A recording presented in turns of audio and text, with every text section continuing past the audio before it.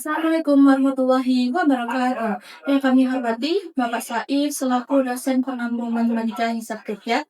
Halo teman-teman, pada video ini kami dari kelompok 3 akan membahas materi Law of Sinus dan Law of Cosinus.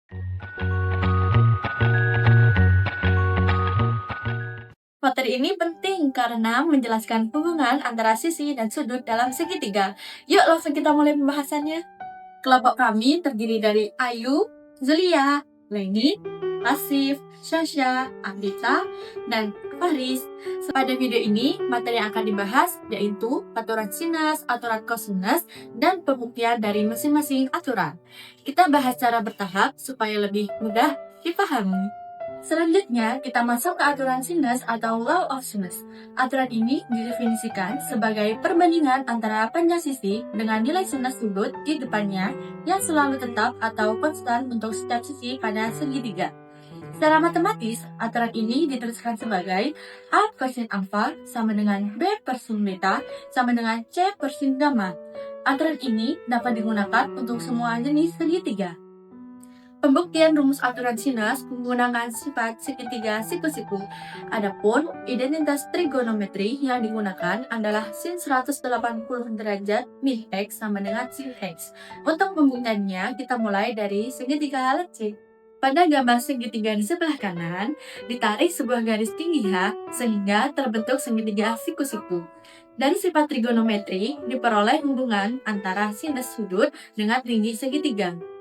Yang pertama, pada segitiga siku-siku yang sudah terbentuk diperoleh sin alfa sama dengan H per B dan sin beta sama dengan H per A.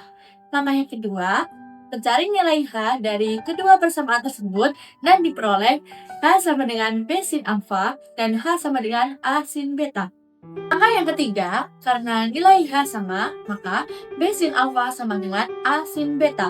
Langkah yang keempat, membagi kedua ruas dan didapatkan bentuk akhir yaitu sin alfa per A sama dengan sin beta per B atau A per sin alfa sama dengan B per sin beta. Selanjutnya, pembuktian segitiga tumpul.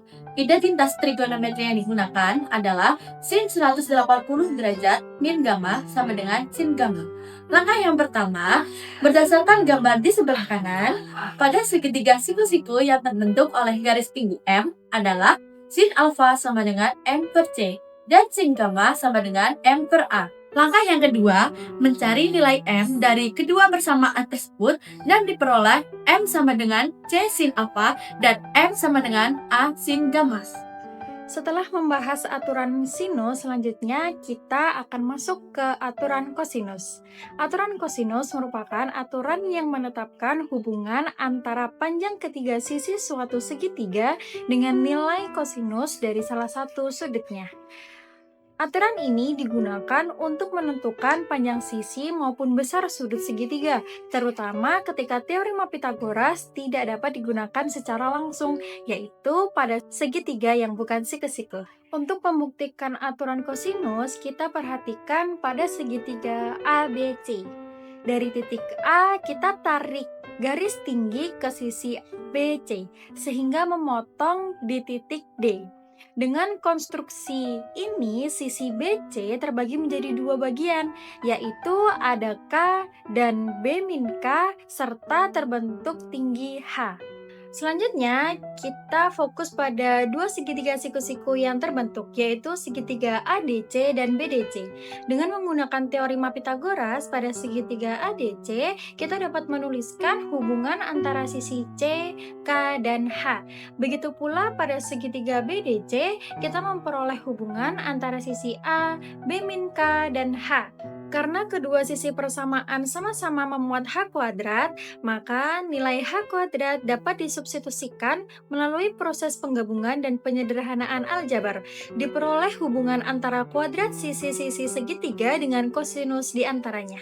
Dari hasil penjabaran tersebut, kita memperoleh rumus aturan kosinus, yaitu A kuadrat sama dengan B kuadrat plus C kuadrat min 2BC cos A.